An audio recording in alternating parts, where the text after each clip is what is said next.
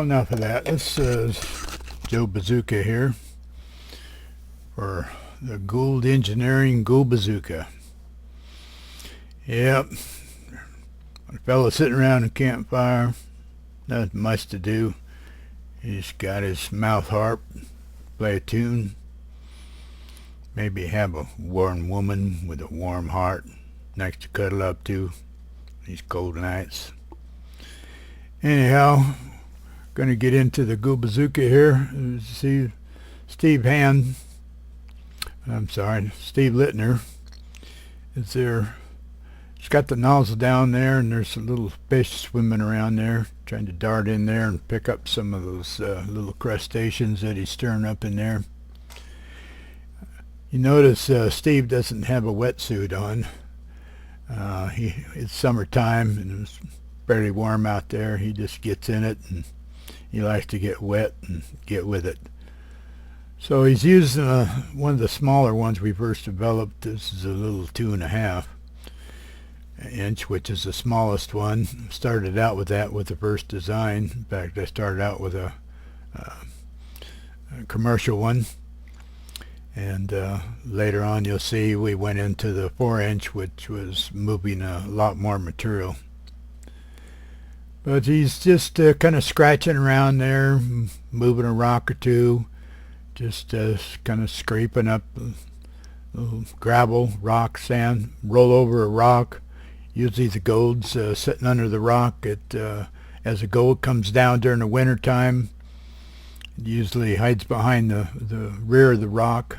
The front usually, it's like a barrier, so it swishes around it, collects in behind the rock.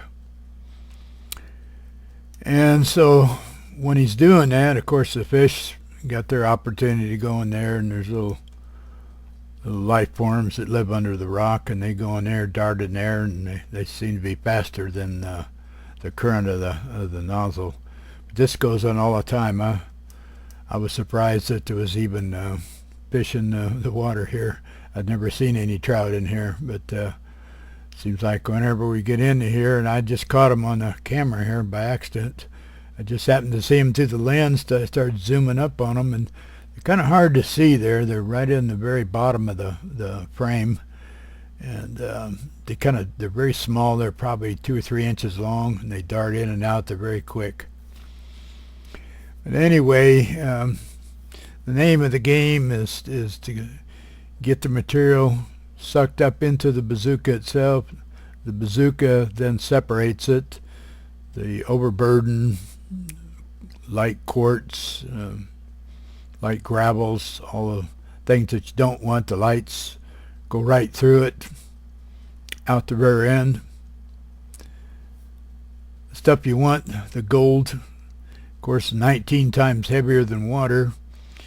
It gets trapped in the compartment below the tube as it goes through it. There's a steel tube that travels through the middle, and the PVC container on the outside is the storage compartment.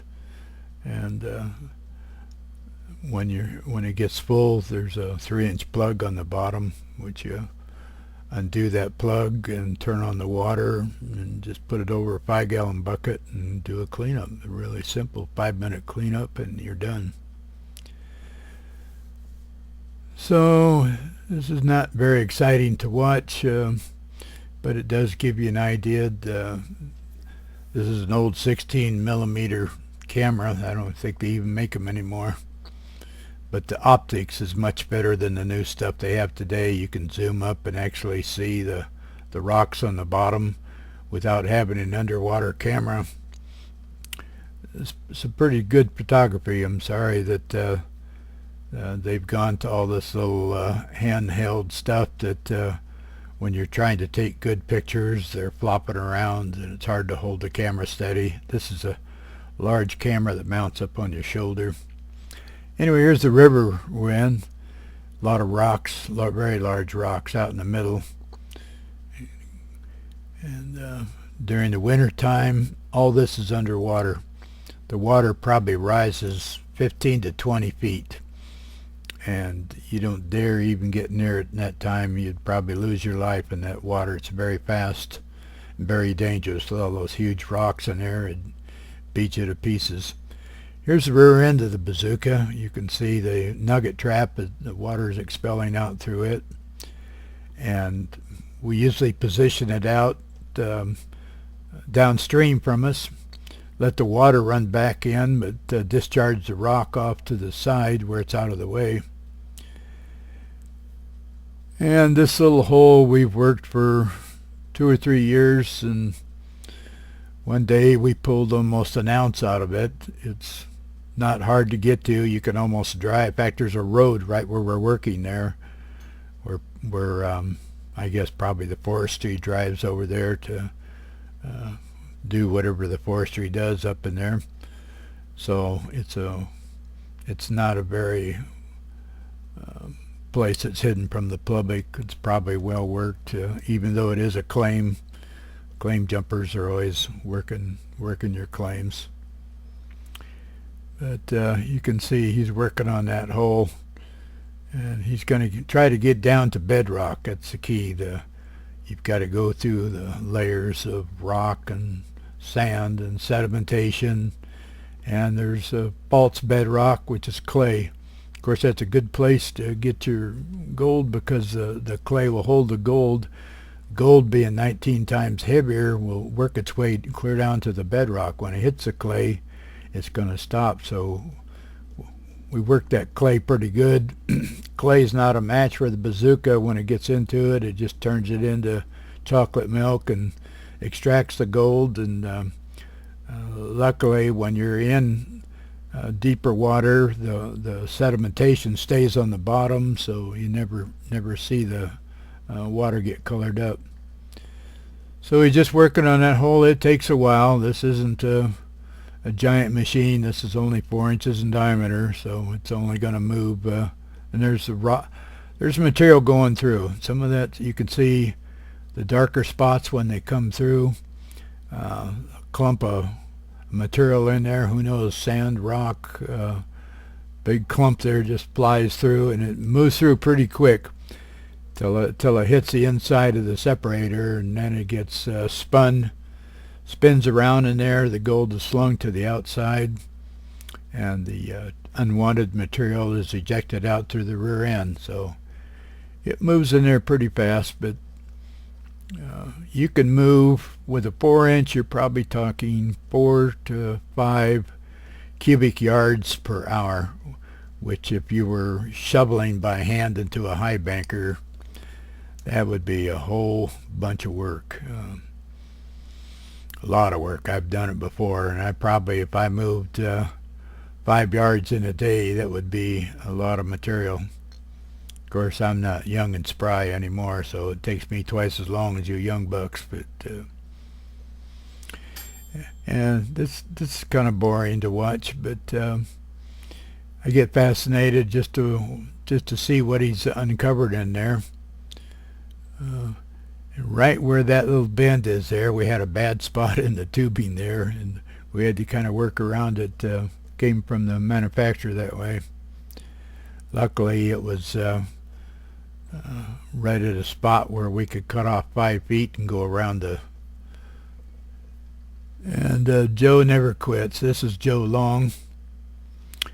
He'll go at this for probably 12 hours, taking a few breaks. It's hard to even get him in to take lunch. He just, once he gets going, he's like a machine. And this is his first time really with this machine. We've had the smaller ones, but with the 4-inch bazooka. And in fact, we did on this model, we didn't have the rotary jet on it. That was a development that we developed later on. So unfortunately, we don't have that extra spin that the vortex generator produces.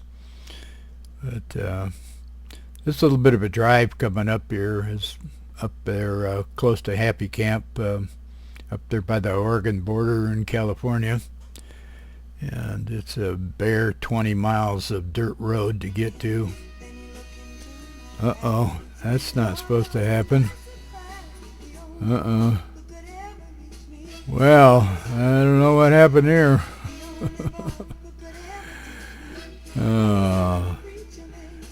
Anyway, audio came on here. It's not supposed to. So anyway, this is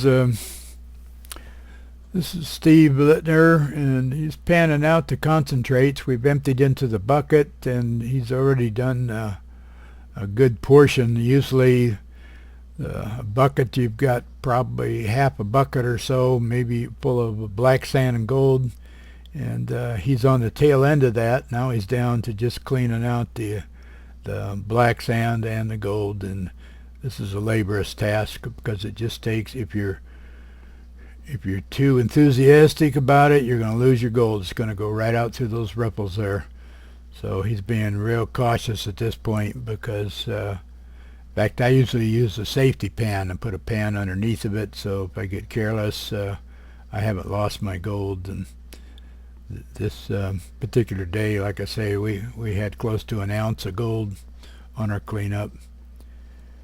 And it's just another view, and actually we changed panners here. This went to Dave. Dave, I'll think of your name here later on. Dave owns the claim, and this is probably our third or fourth trip up there. It's a 4 to 5 hour drive for me to get up here. So we usually stay 4 or 5 days to a week. Usually when we run out of food, it is a rough camp. There's no conveniences, no water, no anything. What you bring is what you have. You run out of food, you got to drive into town and get it. Anyway, he's still working this out, and hopefully you get us a little better picture on here what his cleanup looks like. Yeah, there it is. You see, well, stop wiggling the pan there, Dave. Let's hold it still so we can see what you're doing there. You got it in the shadows. Can't see what you're doing there. I think I just see the glitter. There's a glitter right at the very bottom. He just keeps messing with that pan. I guess he's toying with us right now.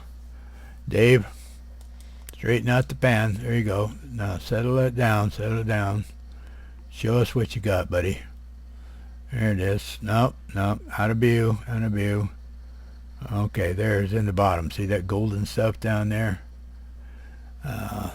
That's not the whole ounce. That's probably about quarter of an ounce, maybe a little more. Maybe not quite half an ounce, a little less than half an ounce. But that's the thing you're looking for. There's the gravy train right there. Of course, this was several cleanups. We just fill usually several buckets full, and then we go through, sit down, start doing a cleanup, see where we're at.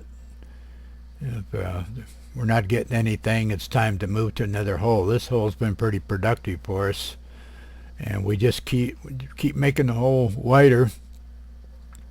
Just keep working it, and we never have hit bedrock. I don't know, it might be 20 or 30 feet. Who knows? So I think we just neared the end of this video, folks. So this is Joe Bazooka signing off. Hope you have a good time.